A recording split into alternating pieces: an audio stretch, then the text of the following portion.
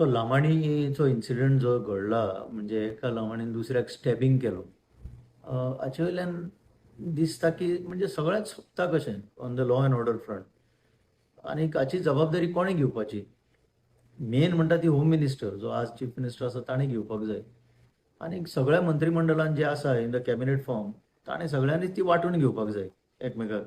कितलो शेअर पडटा तो. कित्याक गोंयान आतां आमी हालींच हांवें उलयल्लो हाजेर की एक बायलेक गाडी घालून चिड्डून सुद्दां मारली आनी त्या मनशाक बेलूय मेळटा. कशें कितें चलता तें आमकां कळना.